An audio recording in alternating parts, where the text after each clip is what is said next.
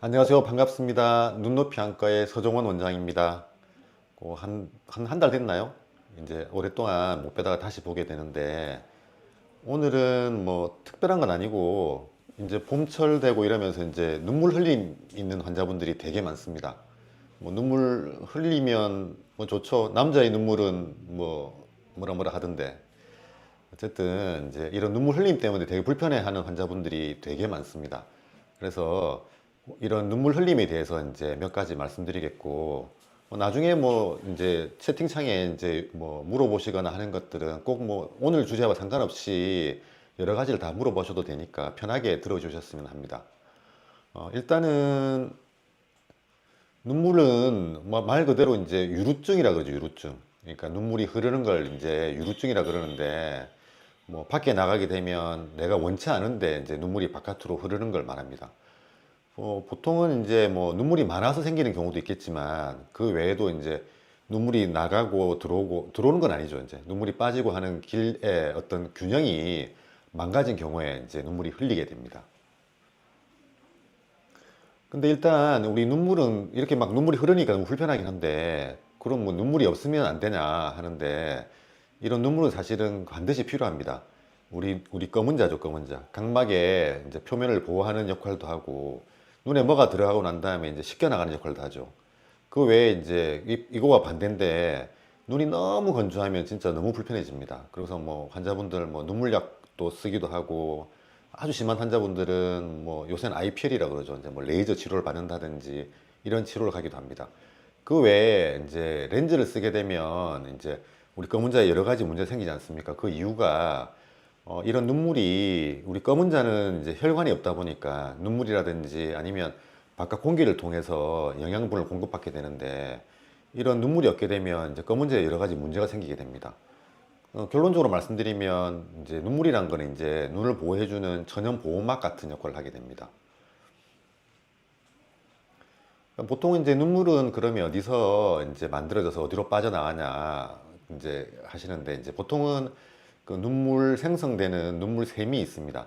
보통 이제 눈 바깥쪽에 있게 되는데, 여기서 만들어져서 이제 눈물점, 코 안쪽에 있는 눈물점을 통해서 그 눈물길을 코 안쪽에 있습니다. 코 안쪽에 눈물이 빠져나가는 길을 통해서 이제 코, 그 다음에 목 뒤로 넘어가게 됩니다. 그래서 이제 보통 이제 뭐 감기 같은 걸 안게 되면 눈곱이 끼지 않습니까? 그 이유가 코와 연결돼 있다 보니까 이제 코 안에가 막히게 되면 이제 역류가 됩니다. 역류. 그래서 이제 눈 안쪽에 꼭 콧물 같은 이제 눈곱이 끼게 됩니다. 눈물 흘림의 이제 주요 원인을 보면 뭐 당연히 이제 눈물이 빠져나가는 길이 막힌 경우겠죠. 이제 눈물이 빠져나가는 눈물점이 좁다든지 아니면 이제 눈물이 내려가는 길 자체가 막혔다든지 뭐 이런 경우가 있겠고, 그 외에 이제 뭐 알레르기라든지 아니면 뭐 여러 가지 다른 뭐 눈썹을 찌르는 여러 가지 문제라든지 이런 것 때문에 과다 자극 때문에 이제 눈물이 많이 만들어지는 경우, 뭐 염증이라든지 건조증 뭐 이런 것들이 다 해당됩니다. 그 외에 이제 나이가 들면 뭐 할아버지 할머니들 이야기인데, 눈꺼풀이 이제 처지거나 또는 이제 눈꺼풀 아래쪽이 벌어지거나 하면서 이제 눈물이 빠져나가는 길에 문제가 생기게 됩니다. 뭐 그렇게 되면 이제 당연히도 눈물이 흐르게 되고 눈 주변부가 이제 짓무르고 하는 일들이 생길 수가 있습니다. 이걸 또 좀 더 자세히 보면 눈물이 많은 경우 또는 눈물이 막힌 경우로 나눠볼 수가 있는데, 일단은 눈물이 많은 경우는 뭐 아까 앞서 말씀드린 대로 눈이 건조하거나 또는 알레르기, 눈이 되게 가렵고 하면 이제 아무래도 자극감 때문에 눈이 많이 생기게 되겠죠. 또 눈물이 막힌 경우로 보면 눈물 내려가는 길이 막히는 거니까 이건 당연한 이야기가 되겠고, 특징적으로 보면 눈물이 많은 경우는 특정 상황에서 많아집니다. 예를 들어 이제 눈이 너무 건조한 상황이라든지 아니면 알레르기가 있는 게 있다면 그 알레르기가 생기는 어떤 특정 상황에서 이제 눈물이 많아지게 되겠죠. 대신에 눈물이 막힌 경우라 그러면 이건 뭐 시도 때도 없습니다. 그러니까 시도 때도 없이 눈물이 막 흐르게 됩니다. 그 외에 이제 뭐 이거 더 자세히 들어가 보면 뭐 바람이 분다든지 춥다든지 뭐 이럴 때는 이제 눈물이 이제 많이 생성되게 되니까 당연히 또 이제 자극 때문에 생기게 되겠고, 뭐 눈물길이 막힌 경우는 뭐 이유 진짜 이유 없습니다. 그냥 막 흘러내리니까 환자들한테 물어볼 때도 이거 구별하기 위해서 여쭤봅니다. 이제 어떤 때 눈물이 많이 나는지 여쭤보게 되는데 환자분들이 이렇게 이야기를 하십니다. 그 외에 이제 뭐 증상적으로 보면 뭐 눈이 따갑다든지 뭐 이런 이야기를 많이 하시게 되고, 눈물길에 막힌 경우는 이제 주로 눈 안쪽에 이제 눈물이 고인다. 그래서 뭐 눈물이 주르르 흐른다. 이렇게 말씀 많이 하시고, 그 다음에 이제 눈물이 많은 경우는 사실은 뭐 눈곱은 거의 없죠. 눈이 이제 코 안쪽으로 막혀 있는 게 아니기 때문에. 대신에 이제 눈물이 막힌 경우는 끈적한 눈곱이 많이 생기게 되고, 그리고 눈물이 많은 경우는 양쪽, 알러지라는 게 또는 건조증이라는 게 한쪽 눈만 생기는 경우는 없으니까 양한다 이렇게 생기게 되겠고, 눈물길이 막힌 경우는 물론 양쪽이 있는 경우도 있겠지만 주로 한쪽 눈에 눈물길이 막혀서 눈물이 흐르는 경우가 많습니다. 치료는 뭐 원인을 따라 치료하겠죠. 건조증이 있는 경우라 그러면 인공 눈물이라든지 뭐 약한 소염제 뭐 이런 걸 쓰게 되겠고, 알레르기가 원인이라 그러면 알러지 치료가 우선됩니다. 그 외에 이제 눈물길이 막힌 경우라 그러면 이제 눈물길이 진짜로 막혔는지 확인한 다음에 눈물길을 뚫는 시술이라든지, 또는 누점이 좁은 분들도 있습니다. 눈이 내려가는 눈물길 자체가 입구가 좁은 분들이 있는데, 그런 분들은 이제 눈물길을 넓혀주는 시술이나 뭐 수술 같은 걸 하게 됩니다. 그 외에 이제 눈물 흘림증이 있을 때 뭐 따라서 이제 이게 눈물길이 막혔는지 아니면 염증이 있는지 이런 걸 보기 위해서 당연히도 이제 안과에서 하는 뭐 세극등 검사라 그러죠. 이제 현미경 검사를 하게 되고, 그 외에 이제 눈물길에 내려가는 길에 이상이 있는지 눈물길 세척 검사라든지 눈물길 조형 검사, 그 외에 이제 눈물 양이 진짜로 많아서 그런 건지 아니면 그냥 눈물 양은 어떻는지 확인하기 위한 눈물 양 분비 검사도 하게 됩니다. 치료 방법은 뭐 앞서 말씀드린 대로 뭐 건조증이 있다든지 알레르기가 있다든지 뭐 이런 경우라 그러면 뭐 약물 치료라든지 뭐 인공눈물이라든지 이런 걸 쓰게 되겠고, 눈물길이 막힌 경우라 그러면 일단은 이제 뭐 눈물길 세척을 통해서 이제 이게 내려가는 길이 문제 있는지 확인해 보고, 이상이 실제로 막혔다 그러면 뭐 이런 실리콘 튜브라고 그러는데 이런 걸 뚫는다든지, 아니면 외과적으로 다 어쨌든 간에 이제 실리콘 튜브를 넣게 되는데 길을 열어서 이런 튜브를 넣게 됩니다. 실리콘 튜브는 뭐 국소 마취 하에서 진행하게 되겠고, 눈물길 안쪽에다가 이제 이렇게 튜브를 삽입해서 눈물길을 열도록 합니다. 물론 이제 이런 그 외에 완전히 막힌 경우라 그러면 물론 이제 이런 수술로는 안 되고 전신 마취를 통해서 이제 뼈를 부수고 이제 수술하게 되는데, 뭐 대부분의 경우는 이런 이제 실리콘 튜브를 통해서 이제 시술을 하는 경우가 많습니다. 튜브는 이제 보통 뭐 3에서 한 6개월 정도 유지하는데, 일반적으로는 뭐 보통 6개월. 근데 환자분들이 많이 불편해하는 경우는 한 4개월 정도 있다가 제거하게 되면 그 튜브를 넣은 공간이 유지되기 때문에 이제 눈물 흐르는 것들이 많이 개선되게 됩니다. 눈물길에서 이렇게 튜브를 제거하는 방법은 그냥 외래에서 간단하게 이제 이렇게 뽑을 수가 있기 때문에 되게 간단하다 보시면 됩니다.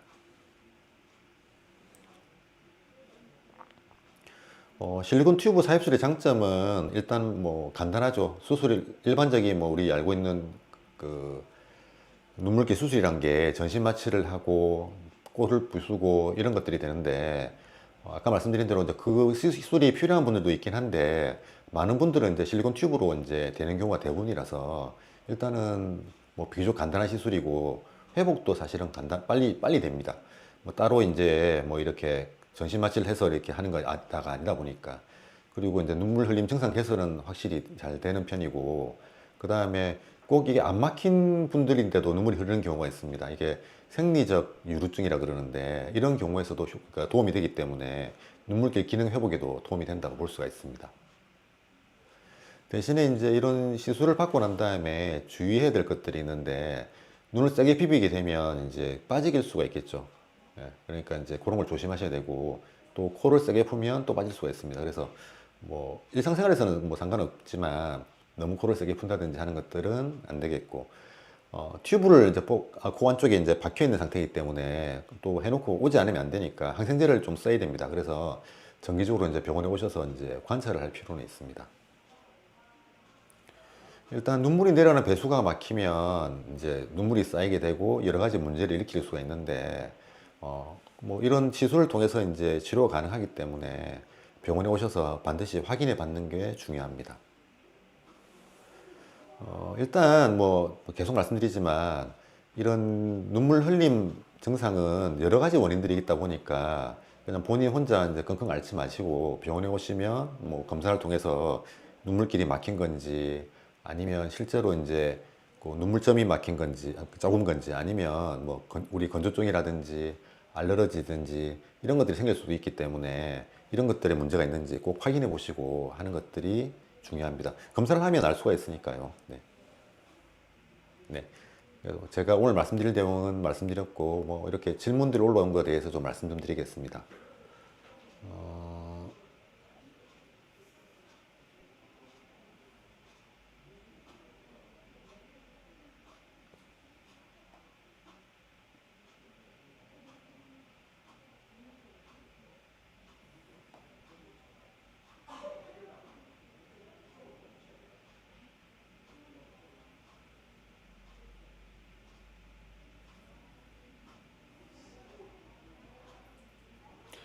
20대 후반 여성입니다. 평소에 눈이 많이 예민한 편인데, 최근 들어 이유 없이 눈물이 계속 흐르는 증상이 있어 고민입니다.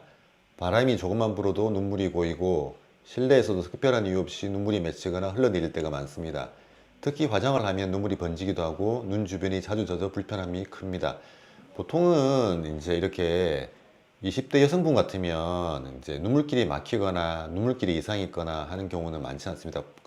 금방 말씀하신 대로 이런 경우라 그러면 물론 이제 봐야 알겠지만 이게 화장과 관계되는 알러지라든지 또는 건조증일 가능성이 되게 많습니다. 그래서 일단은 이제 물론 안과에 가셔서 이제 보시는 게 중요하겠지만 일단은 이런 저기 알러지와 관계되는 그런 치료들 그리고 눈 주변에 이제 아무래도 저희들 환자보다 보면 화장품이 실제로 눈에 많이 들어가서 이제 알러지를 일으키거나 또는 이제 건조증을 유발하는 경우가 많습니다. 그래서 특히 이제 조금 나이 드신 분들 중에 보면 아이크림이라 그러죠. 이제 이렇게 링클 케어 하신다고 눈 주변에 많이 바르게 되는데 그게 이제 실제로 눈에 들어가서 여러 가지 문제를 많이 일으키는 경우가 많습니다. 그래서 일단은 화장을 하되 눈 주변 화장은 조금 이제 덜 하시는 게 좋겠고 혹시라도 이제 렌즈를 낀다 그러면 렌즈는 안 끼는 게 좋겠죠. 한동안은. 그래서 이제 그래도 보시고 만약에 계속 불편하다 그러면 안과에 가서 아까 다른 문제가 있는지 이런 뭐 화장품 문제라 그러면 뭐 이런 걸로 좋아지겠지만 그렇지 않다 그러면 이제 실제 뭐 다른 문제가 있을 수도 있으니까 뭐 누점이 아까 말씀드린 대로 젊은 사람들 중에서도 눈물길이 막힌 경우보다는 누점이 좁은 경우가 되게 많습니다. 그러면 누점을 넓히는 시술은 되게 간단합니다. 그냥 뭐 2, 3분이면 간단히 끝나는 거라서 그런 누점이 좁은 건지 아니면 실제로 이제 화장품이죠. 그러니까 화장품 때문에 생기는 여러 가지 알러지 문제인지 이런 것들을 확인한 게 되게 중요합니다. 주변에서는 안구 건조증 때문일 수도 있다고 하고 어떤 사람은 눈물길이 막힌 걸 있을 수도 있다고 해서 헷갈립니다. 눈물 흘림증이라는 게 정확히 어떤 질환인지 왜 생기는지 그리고 치료를 받아야 하는 상태인지 궁금합니다. 검사와 치료 방법까지 자세히 알고 싶습니다. 이게 아까 말씀드린 대로 아까 저희가 요 슬라이드를 보면서 말씀드렸지만 우리 눈물 흘림이란 것들이 이제 뭐 주관적이죠. 사실은 실제로 나이가 들면 들수록 눈물이 내려가는 길은 조금씩 좁아집니다. 왜냐하면 나이가 들수록 이제 눈물 양이 줄어들게 됩니다. 그러니까 특히 여성분들 같은 경우는 이렇게 폐경과 연관되는데 이런 이제 여성 호르몬이 줄어들게 되면 눈물 양도 줄어든다고 알려져 있습니다.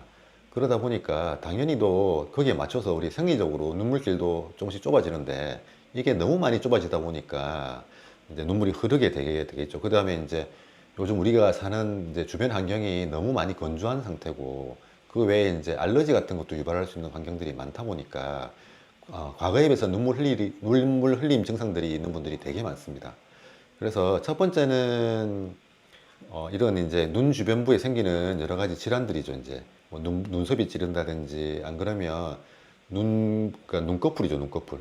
눈 주변부에 눈꺼풀에 뭐 해부학적 이상, 그러니까 눈물이 뭐 이렇게 눈물 자체가 눈썹이 이렇게 찔른다든지 아니면 눈썹이 이렇게 아래 눈꺼풀이 뭐 바깥으로 이제 이렇게 나간 뭐 외반증이라든지 이런 것들이 있는지 확인해 볼 필요가 있고 그런 게 없다 그러면 이제 여러 가지 환경적인 영향 그리고 이제 그런 게 또 없다 그러면은 이제 해부학적으로 눈물길에 이제 이상이 있는지 그 다음에 실질적으로 눈물길에 이상이 없다 하더라도 앞서 말씀드린 대로 생리적인 기능적인 펑션이 떨어져서 이렇게 이렇게 뇌물대량 길이 문제 있는 분들도 있습니다.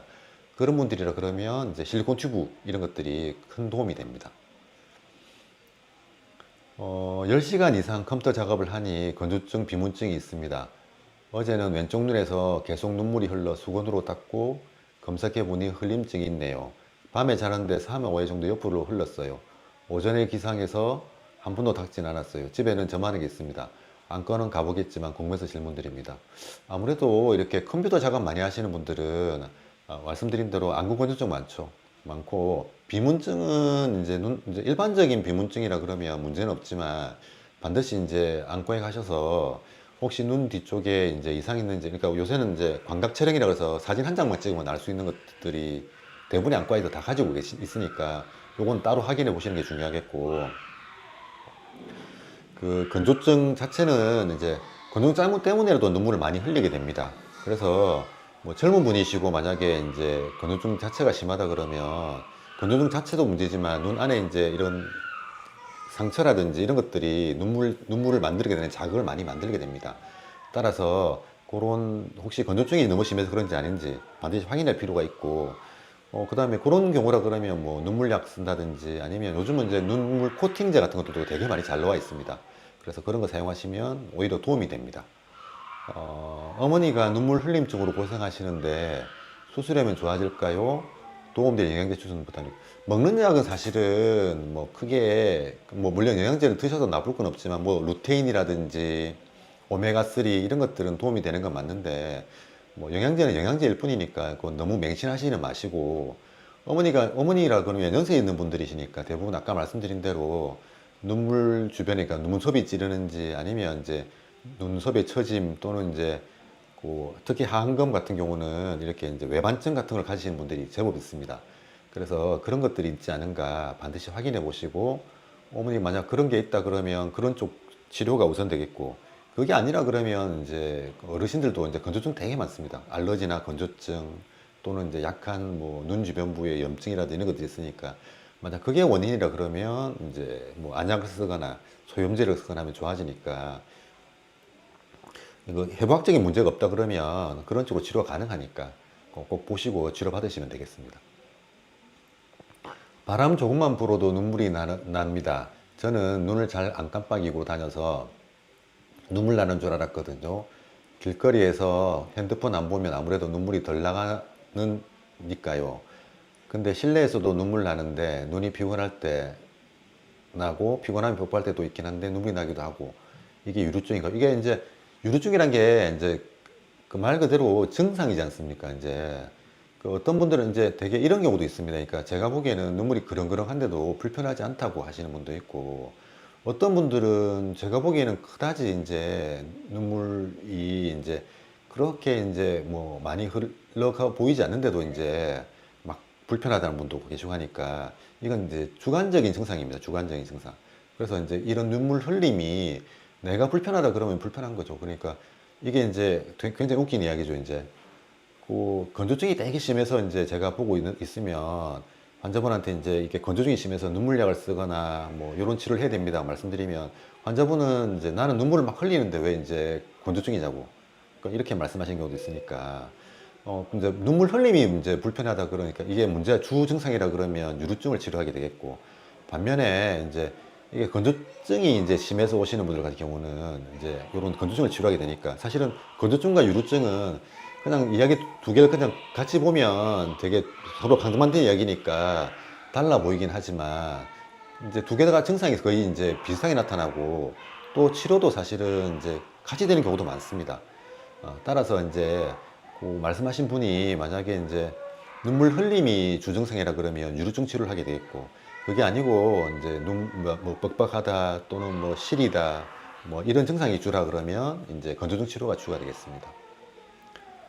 몇 개월 전부터 한쪽 눈에서 계속 눈물이 흐르고 눈밑이 묵직한 느낌이 들어서 안과에 갔더니 눈물길이 막혔다는 진단을 받았습니다. 눈물길이 안 통해서 눈물이 계속 고이고 있다고 하더라고요. 의사 선생님은 눈물 수술도 고려해 봐야 한다고 했는데 솔직히 눈 근처 수술이라는 게 적는다고 정확히 무슨 수술을 하는지 알고 싶습니다. 눈물길이 막혀서, 그러니까 해부학적인 문제이지 않습니까? 그러면 이제 눈물길을 뚫는 수술을 합니다. 그러니까 뚫는 수술을 하는데 이제 수술이, 그러니까 크게 보면 아까 제가 실리콘 튜브 말씀드렸는데 이게 뭉뚱그려서 말씀드렸는데, 실리콘 튜브를 넣는 수술은 똑같은데 만약 2, 3년 정도 이제 눈물길이 막힌 지가 얼마 되지 않은 경우라 그러면 외래에서 간단하게 이제 그 이렇게 이제 이렇게 뚫고 난 다음에 그 간단하게 튜브, 그러니까 뭐 눈차쿠라 그러는데 이런 튜브를 꼽으면 해결이 되는 경우가 많고, 그게 아니고 이제 되게 오래된 경우죠. 이제 너무 오래돼서 이제 그런 시술로는 안 되고 그 눈 안쪽에다가 이제 전신 마취를 걸어서 이제 뼈를 부수고 이제 넣어야 되는 경우도 있습니다. 그래서 그 두 개는 이제 아마 수술하신 선생님, 검사하신 선생님께서 보시고 아마 이야기해 주셨을 것 같은데 거기에 맞춰서 하시면 될 것 같습니다. 일단은 이제 눈물길이 막혔다 그러면 뚫는 건 맞는데 외래에서 간단하게 이제 이런 이제 눈차쿠라 그래서 이제 실리콘 튜브 중에서도 간단하게 시술할 되는 것들도 있고, 그게 되지 않는다 그러면 이제 전신 마취를 걸어서 하는 수술도 있으니까 그게 어떤 쪽인지는 이제 검사를 통해서 이제 확인을 해 봐야 될 것 같습니다.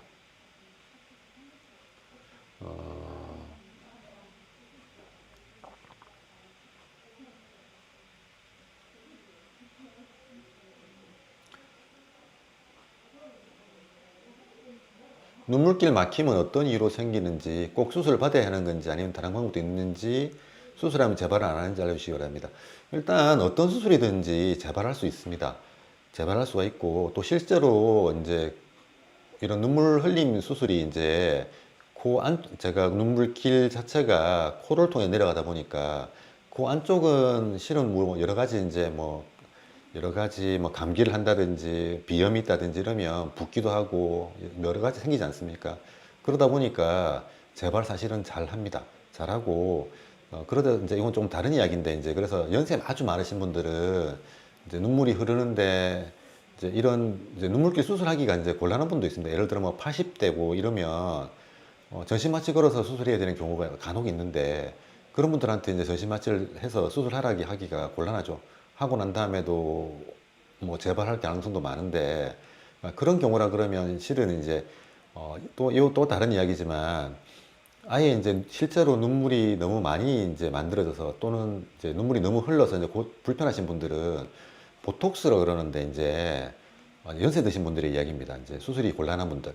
그러니까 눈물이 만들어지는 눈물샘에다가 소량의 보톡스를 주사하게 됩니다. 그러면 이제 눈물 나는 양이 확 줄어들게 되니까 그런 시술도 가능합니다. 그럼 물론 이제 그런 경우는 수술이 안 되는 분들이 한약이 되겠고, 또는 이제 수술을 했는데 여러 번 뭐 재발했다든지 이런 경우라 그러면 수술하기도 힘들고, 또는 이제 수술해도 이제 재발 위험이 있으니까 이제 너무 불편하다 그러면 그런 시술도 가능합니다. 그리고 이제 눈물길이 막히는 것들은 뭐 여러 가지 있겠죠. 뭐 눈 안에 이제 예를 들어 뭐 코 안에 이제 문제가 생기는 것들이니까 뭐 외상이라든지, 또는 그 젊은 분들 같은 경우는 이제 외상이 참 많습니다. 그러니까 뭐 이렇게 뭐 다쳐서 이제 그 안쪽에 이제 코뼈가 부러졌다든지 이러면서 이제 같이 그 길 자체가 망가진다든지, 그 외에 뭐 여러 가지 뭐 이제 보통은 이제 나이 들어서 생기는 변화들인데, 젊은 분들 같은 경우는 이제 여러 가지 이제 뭐 외상 이런 것들이 원인이 되는 경우가 많습니다. 어, 아까 다른 방법은 아까 말씀 뭐 보톡스라든지 뭐 이런 것들이 있을 수가 있습니다. 아까 말씀드린 대로. 그리고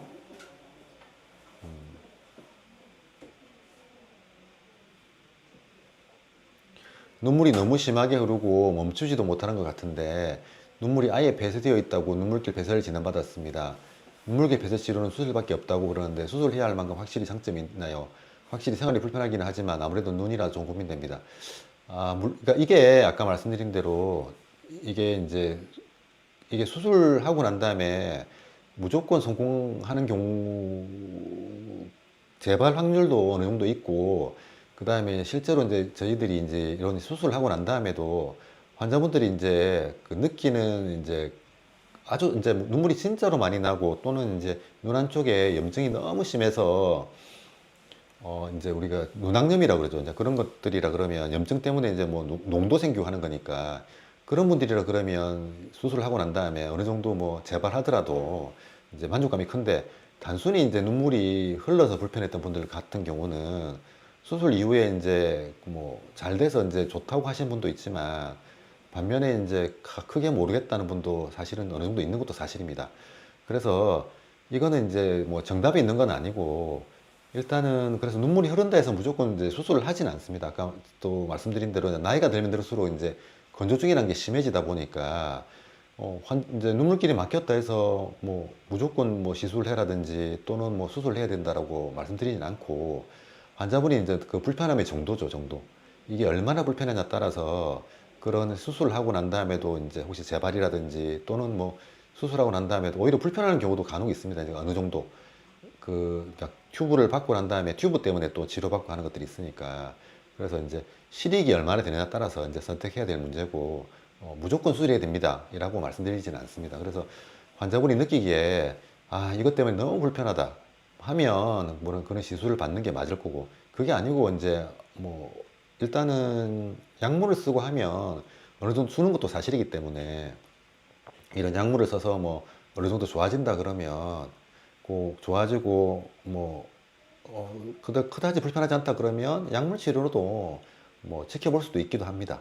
그래서 이거는 뭐 정답은 있는 것은 아니고 물길에 막혔다 그래서 무조건 수술해야 된다 이런 건 아니니까 이런 것들은 한번 생각해 보시고 하시면 될 것 같습니다. 눈물길 수술 후에 항생제를 너무 오래 쓰면 녹내장 위험이 있다고 들었는데 정말인가요? 아, 이건 잘못된 오해이고 항생제를 써서 녹내장이 생기는 건 아니고 이제 우리 흔히들 쓰는 이제 잘못 알려져 있는데 그 소염제죠. 그러니까 스테로이드라고 하는 약물이죠, 약물. 그런 약물들을 쓰게 되면 일부 환자분들 중에서 스테로이드 유발성 이제 녹내장이라는 게 생기는 분들이 있습니다. 다 생기는 것도 아닙니다, 물론 다. 그래서 이제 항생제를 오래 써서 생기는 건 아니고요. 이제 보통 흔히들 말하는 이제 우리 흔히들 말하는 이제 소염제 중에서도 이제 스테로이드죠, 스테로이드. 이런 것들을 이제 장기간 복용했을 때 생길 수가 있으니까 그런 것들은 오해가 있으니까 예.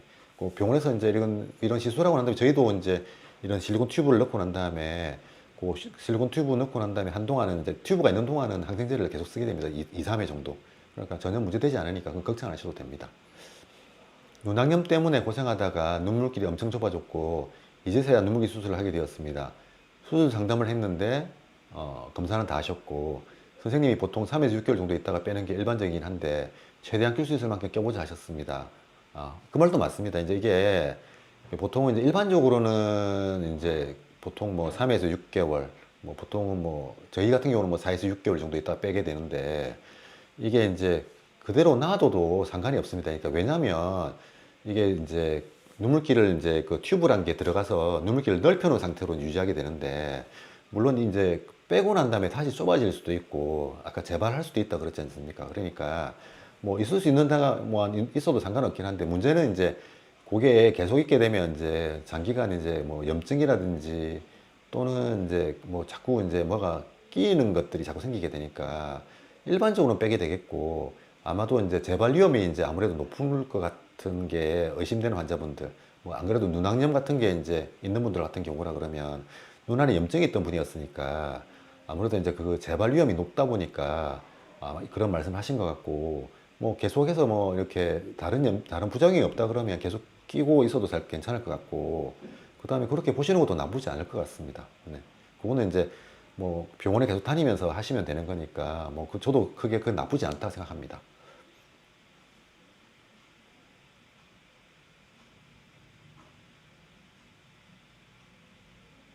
최대한이라 그러면 뭐 이거는 뭐 따로 없겠죠. 이거는 뭐 언제까지도 얻는 건 아니니까 뭐 계속해서 놔두는 경우도 많습니다. 이제 뭐 놔둔다 해서 문제되는 건 아니니까. 네. 실리콘 튜브 자체가 우리 눈물에 뭐 어떤 뭐 다른 염증이나 이런 걸 유발하지는 않으니까 뭐 최대한이란 거 뭐 계속 놔도 상관없습니다. 사실은. 예.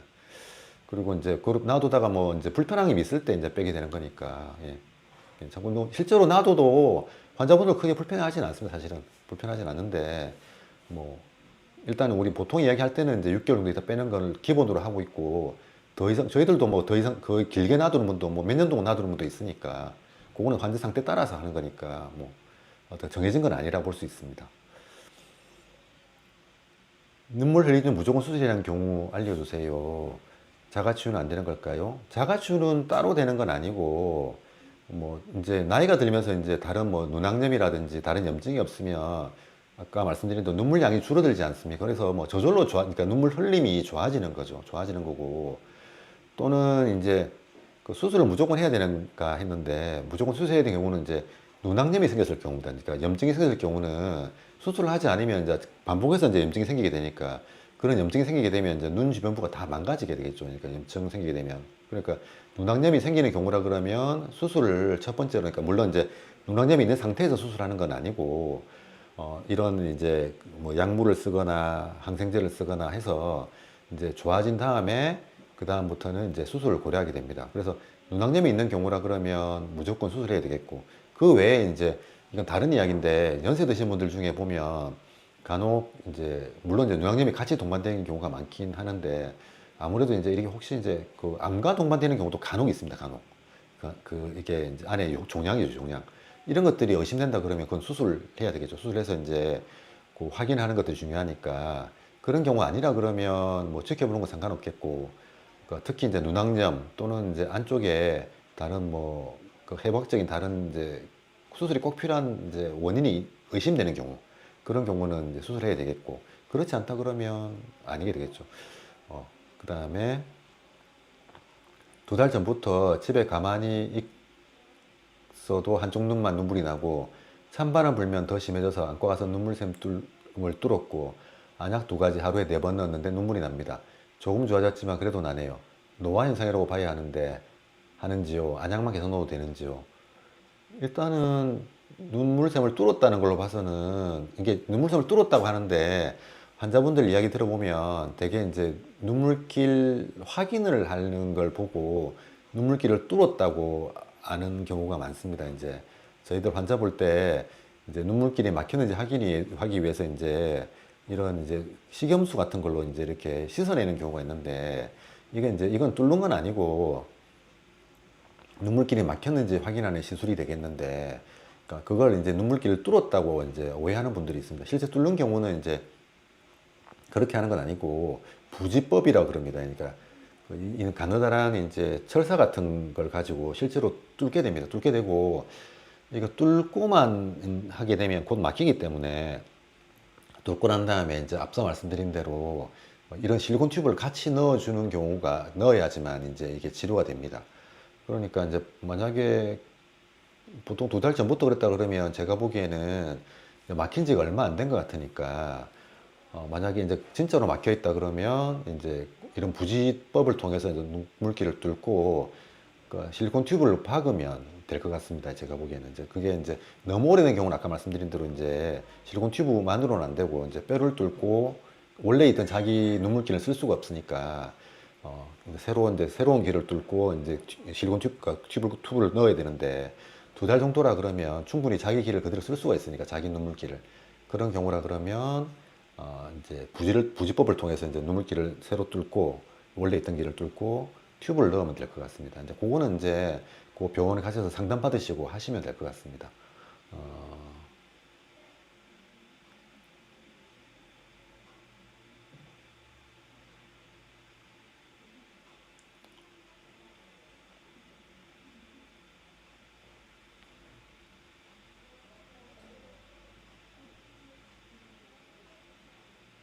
이거 다른 주제 같은데 23년도에 스마일 라식 수술을 받고 1.2까지 보았다가 1년 후에 0.8, 2년 후에 0.4, 3년 후에 현재 체감상 0.2 정도 되는 것 같습니다. 저는 고도근시도 아니었고 각막 두께가 얇은 것도 아니어서 이런 경우가 많이 흔한가요? 그리고 지금 재수술해도 될까요? 아, 그 스마일 라식이든 일반 라식이든 라섹이든 어떤 수술이든 간에 근시퇴행이라고 그럽니다. 그러니까 근시퇴행이 있을 수가 있고 근시퇴행이라는 게 이제 다시 약간 이제 근시로 돌아가는 거죠. 근데 일단은 먼저 중요한 게 실제로 근시퇴행이 된 건지 아니면 이런 라식 수술 받고 난 다음에 이제 시력이 떨어지는 경우 보면 건조증이 너무 심하면 이제 실제로는 도수는 괜찮은데 환자분 보기에 이제 너무 흐려 보인다고 하시는 분도 간혹 있습니다. 그래서 실제로 근시퇴행이 된 경우라 그러면 재수술을 하셔도 됩니다. 그러니까 물론 이제 그 스마일 라식을 하셨다 하더라도 재수술은 아마도 라섹을 받게 되겠고 뭐 지금 각막 두께로 봐서는 뭐 580 정도 된다 그러니까 아마 근시 정도도 뭐 4.25, 3.75라 그러면 충분히 뭐 재수술 하는 건 문제 없을 것 같고 그게 아니고 이제 만약에 눈이 너무 건조해서 생기는 만약에 이제 건조증 관련이라 그러면 건조증 치료를 우선하는 것들이 도움이 되겠네요. 그래서 일단 재수술하는 거는 상관없을 것 같으니까 일단은 수술 받으신 병원에 가셔서 일단 근시퇴행이 된 건지 아니면 어, 너무 이제 우리 흔히 말하는 건조증이라든지 이런 것들이 심해서 그런 건지 그걸 먼저 확인해 보는 게 되겠습니다. 일단은 제가 보기에는 재수술하는 것 자체는 문제될 것 같지는 않습니다. 물론 이제 재수술한다 그러면 뭐 라섹이 되겠지만요. 어, 안 밑에 재수술 이야기 나오셨네요. 그러면 뭐 재수술해도 상관없습니다. 없고 아까 말씀드린 대로 이제 라섹이죠, 라섹. 예, 라섹 하는 게 좋겠고. 와, 외부 소음은 여기가 진료실이다 보니 그렇습니다. 죄송합니다. 어, 그럼 저희들 병원에 이제 애기들이 많아서 그렇습니다. 눈이 정말 빠질 것 같이 아프고 시리고 종일 아파서 회사 다니기 힘들 정도입니다. 문제는 어디 안과를 가도 괜찮다고 합니다. 그냥 안구 건조증일까요? 아니면 다른 검사할 필요가 있을까요? 어, 보통은 이제 안구 건조증이 너무 심한 분들이 그러니까 이건 또 조금 다른 이야기인데 물론 이제 건조증이 너무 심하면 이제 할 수 있는 치료들 다 하는 게 좋겠죠. 뭐 누점을 막는다든지 아니면 이제 뭐 심한 경우는 IPL 그 외에 이제 자가혈청 안약 뭐 그다음에 고농도의 눈물약 뭐 이런 것들 하게 되겠고 그다음에 이제 생활 환경 개선도 필요하겠죠. 뭐 이제 그 눈 주변 눈 그 근처에다가 이제 가습기를 튼다든지 이런 걸 하게 되는데 조금 조심스러운 이야기인데 이제 이런 치료를 이제 많이 받더라도 많이 불편하신 분들 중에 보면 조금 이제 이게 너무 예민한 분들도 사실 있습니다. 있고 실제로 이제 여러 가지 논문을 봐도 그런 이야기들이 있습니다. 그래서 이런 이제 진짜 충분한 치료를 받아도 불편하다 그러면 이제 약간 이제 우리 그 정신과에서 보면 그거 있지 않습니까? 이제 조금 이제 이런 안정제 같은 거를 같이 복용하면 도움이 많이 됩니다. 저도 이제 그런 게 있는데 잠을 잘 못 자거나 되게 이제 저도 조금 예민한 편이라서 되게 이제 조금 걱정거리가 있거나 그러면 두통도 생기고 막 그러는데 그러면 이제 제가 아는 선생님 찾아가서 이제 그런 말씀을 드리면 요런 이제 안정제 같은 거죠. 이렇게 주면 이렇게 이걸 며칠 복용하고 나면 되게 좋습니다.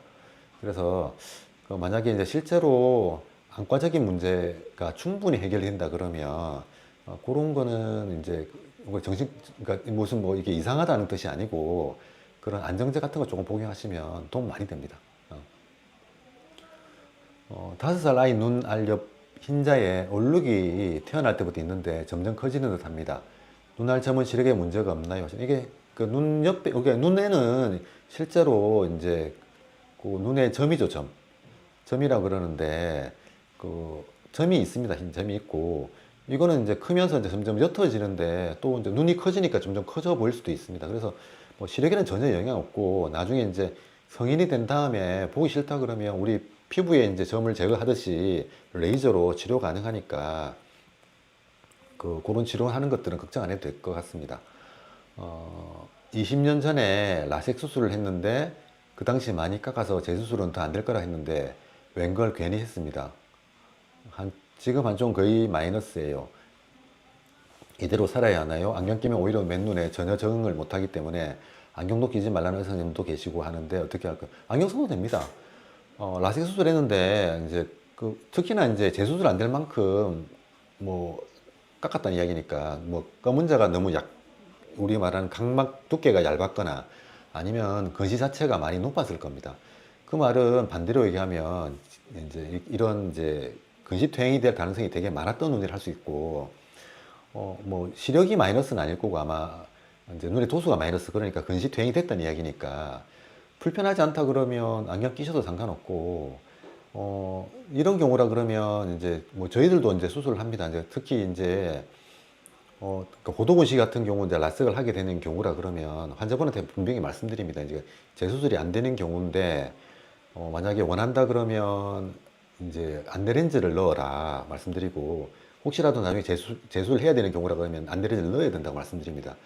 그러니까 환자분 같은 경우는 만약 이제 안경 쓰는 게 너무 불편하거나 그렇다 그러면 안면 렌즈를 넣으시면 됩니다. 그러니까 뭐 그게 ICL도 괜찮고 그러니까 뭐 후방 렌즈라 그러죠. 또는 전방 렌즈라 그래서 알티플렉스 그럽니다. 그러니까 그 어떤 렌즈든 상관없으니까 그런 쪽으로 하셔도 됩니다. 그럼 뭐 그게 이상 있는 것도 아니고 뭐 그렇게 수술하시면 되니까 걱정 안 하셔도 됩니다. 그거는. 예. 염증 치료를 위해 스테로이드 안약을 수시로 놓고 있는데 수정체 혼탁이 생길 수 있다는 얘기를 들었습니다. 안약을 과다하게 사용했을 때 수정체가 딱딱해지거나 불통해지는 백내장 유발 위험이 얼마나 높아지나요? 이미 혼탁이 시작되었다면 약을 끊었을 때 다시 예전처럼 막은 수정체로 돌아갈 수 있는지 궁금합니다. 이게 이제 그 앞서 아까 이야기했지만 스테로이드 부작용 중에 이제 스테로이드를 남용했을 때 생길 수 있는 건데 하나가 녹내장이 되겠고 또 하나가 이제 수정체의 혼탁 그러니까 백내장이라고 그러죠. 백내장이 올 수가 있습니다. 근데 이제 이거는 치료 목적으로 이제 안과에서 쓰는 경우라 그러면 이제 저희들이 보고 이제 사용하다 보니까 그건 이제 미리 예방이 가능하고 본인이 뭐 이렇게 쓰시는 분들이 이제 자기 마음대로 쓰는 게 아니라 그러면 뭐 그건 전혀 문제되지 않습니다. 그러니까 걱정하지 마시고 그러니까 안과에서 이제 선생님 그러니까 이렇게 판단하에 쓰는 약이라 그러면 상관없고 또 보고 있는 거니까 상관없습니다. 그리고 일단 백내장이 생겼다 그러면 돌아가지는 않습니다. 이게 한번 혼탁 온 거는 돌아오지 않으니까 그러니까 그렇게 함부로 약을 쓰지 않는 게 좋겠죠. 아무래도. 네.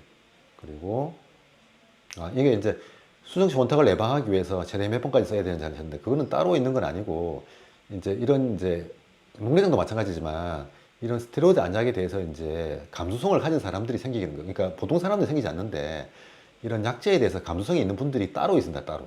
그러니까 그런 분들에 한해서 이야기니까 그런 분들이라 그러면 이제 저희 병원에서 이제 이제 선생님들이 볼 때 이런 위험 있는 분들 같은 경우는 쓰지 못하게 합니다. 그러니까 만약 스테로이드를 쓰지 못하는 경우라 그러면 이제 우리 다른 거죠. 엔세이드라 그러는데 뭐 다른 이제 다른 소염제, 그 스테로이드를 뺀 다른 소염제를 쓸 수가 있으니까 그런 쪽으로 이제 약을 쓰시면 되니까.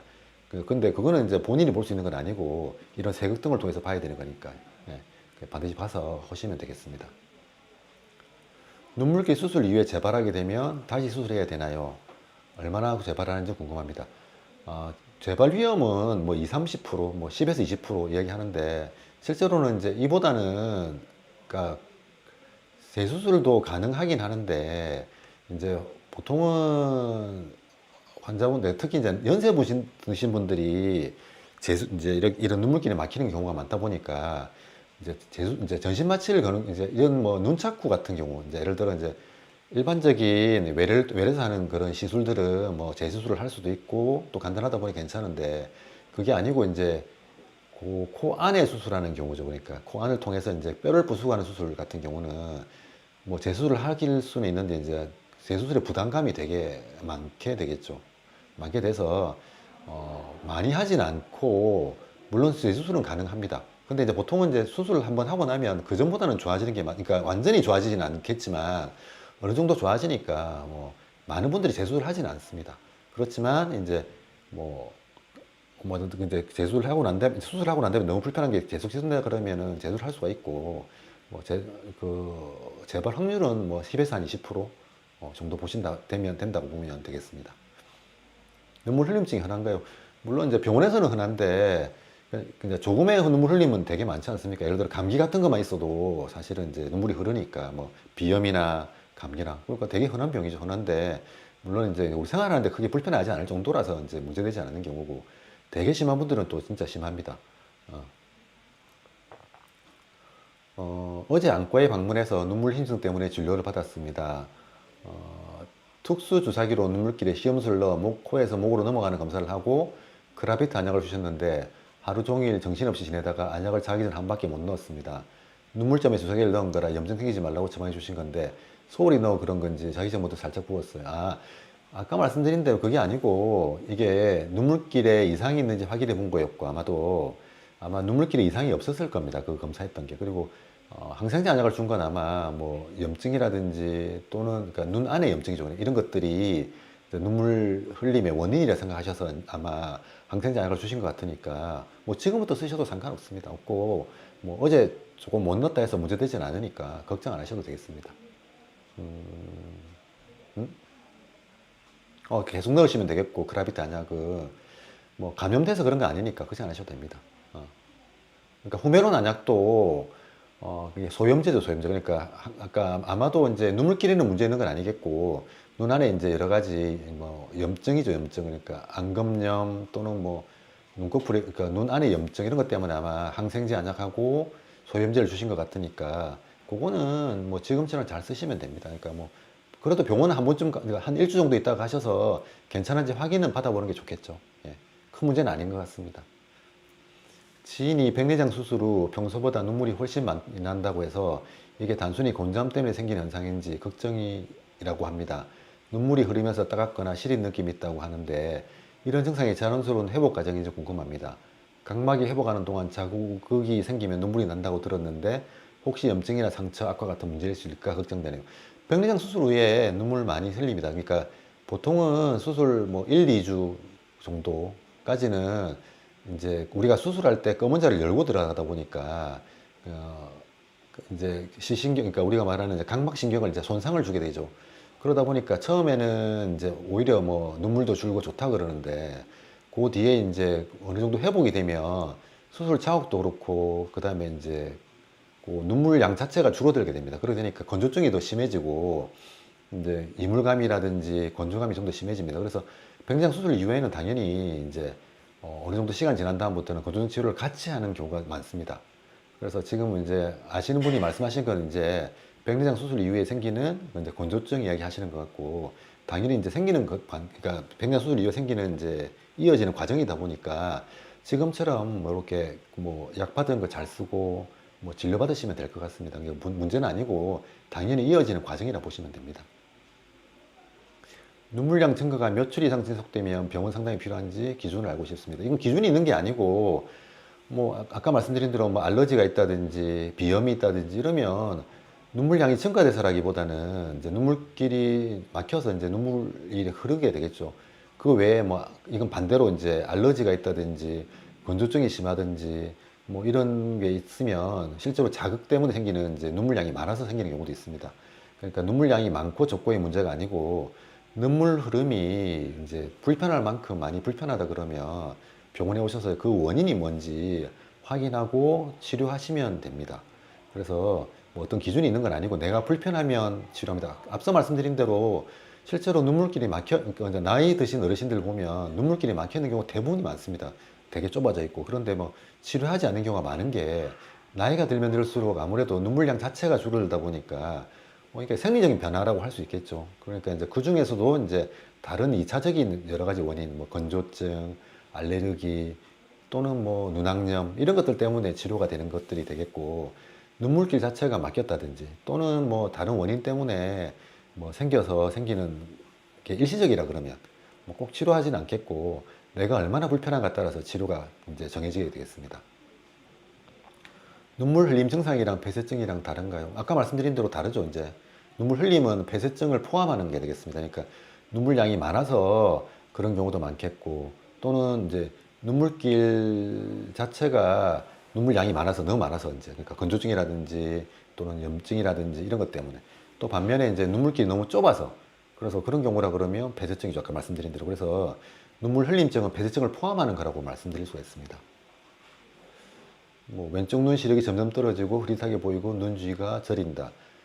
이거는 이제 시력 진짜로 시력이 그런 건지 확인해 볼 필요가 있겠죠. 이제 이거는 이제 그냥 단순히 이제 눈물 저 시력이 흐리다 그러면 뭐 나이에 따라서 뭐 백내장이 있을 수도 있겠고 아니면 뭐 실제 이제 짝눈인 경우도 많습니다. 뭐 예를 들어 뭐 저희들 같은 경우는 이제 라식 같은 거 하고 난 다음에 보면 한쪽 눈만 이제 근시통이 오는 경우도 간혹 있습니다. 뭐 그런 경우라든지 여러 가지가 있으니까 이거는 반드시 봐서 보는 게 좋겠고, 예.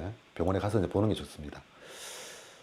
종전에 안구 통증이 있어서 여쭤본 환자인데, 근심 걱정 없는데 혹시 다른 내과적 질환이나 뇌문제로는 내과적 문제로 아프거나 하지는 않습니다. 이제 그러니까 실제로 그러니까 이게 진짜 저 다른 이야기인데 이제 건조증 환자, 안구 건조증 환자들은 이게 이제 그 치료하다 보면 이제 이렇게 그러니까 예민하다는 뜻이 무슨 이상이 있다는 뜻은 아니고 이게 이제 받아들이는 정도 이제 통증의 정도가 더 센 걸 말씀드린 거니까 오해 없었으면 좋겠습니다. 그러니까 실제 저도 이제 잠 못 자고 할 때 이제 이게 조금 이렇게 그런 걸 받아서 먹어보면 확실히 편안함을 느낍니다. 그러니까 그래서 그러니까 이거 이야기는 그러니까 충분히 건조증 치료가 충분히 된 이후에 말씀드리는 것들이 되겠고, 그러니까 이거는 이제 아주 제가 너무 앞서갔던 이야기 같아서 조금 죄송한 이야기도 되겠네요. 네. 눈물 흘림증은 약만으로 치료 가능한가요? 했는데, 약만으로 이제 되는 경우가 대부분 많죠, 사실은. 그러니까 실제 눈물길이 막혀서, 그러니까 우리가 말하는 이제 그 눈악염이라든지 이런 쪽이 아니라 그러면, 그 실제로 이제 건조증이라든지 알러지라든지 이런 이제 눈물을 과다 분비하게 되는 이런 질환들을 같이 치료하게 되면 사실은 이제 되게 많이 좋아집니다. 그리고 이제 2차적으로 이제 밖에 나가서 눈물을 막 흘리는 분들이 있는데 이런 분들 같은 경우는 대부분 다 이제 눈물 과다인데 이게 이제 자극성 눈물이죠, 이제. 그런 분들은 이제 보안경만 써도 이제 좋아지는 경우가 많습니다. 그런 경우라 그러면 굳이 뭐 약물을 쓴다든지 또는 뭐 눈물길 뭐 뚫는다든지 이러지 않더라도 또 반면에 이제 사실 이런 경우도 있습니다. 이제 눈물이 나서 이제 눈물길을 뚫어줬는데 그 이후에 건조증이 너무 심해졌다고 이렇게 반면에 말하시는 분도 있고 또 그 이제 아까 보톡스 말씀드렸는데 이게 이제 나이 드신 분들 중에 이제 눈물 흐름 때문에 불편하다고 이제 눈물 수술은 할 수가 없고 그래서 보톡스 주사를 이렇게 놓고 난 다음에 눈물이 확 줄고 난 다음에 이제 눈물이 너무 건조하다고 하신 분도 많습니다. 그러다 보니까 어떻게 눈물 흘림 치료라는 게 이게 이제 어느 정도까지 치료해야 될 건지 사실은 이제 저도 고민이 좀 많이 됩니다. 이게 그러니까 눈물 흘림을 치료했는데 또 건조하다고 하시는 분도 있고 너무 건조해서 이제 이런 이제 치료를 하다 보면 이제 눈물길을 또 눈물 흘림 때문에 말고 이제 눈물이 너무 건조하니까 눈물길을 막아야 되는 분들도 간혹 있습니다. 또 눈물길을 막고 난 다음에 또 이제 눈물 흘림이 또 너무 많다고 또 하시는 분도 있고 이러니까 이제 이게 케이스 바이 케이스겠죠. 이제 환자분에 이제 따라서 어떻게 치료해야 될까 정해지는 것들이니까 말 그대로 눈물 흘림증 증상이 증상. 그래서 그거는 이제 너무나 주관적이다 보니까 거기에 맞춰서 치료하는 게 옳다고 생각합니다. 오늘은 여기까지 이제 제가 말씀드렸고, 그 다음에는 또 다른 재밌는 주제 가지고 찾아뵙고 또 말씀드리겠습니다. 예, 감사합니다.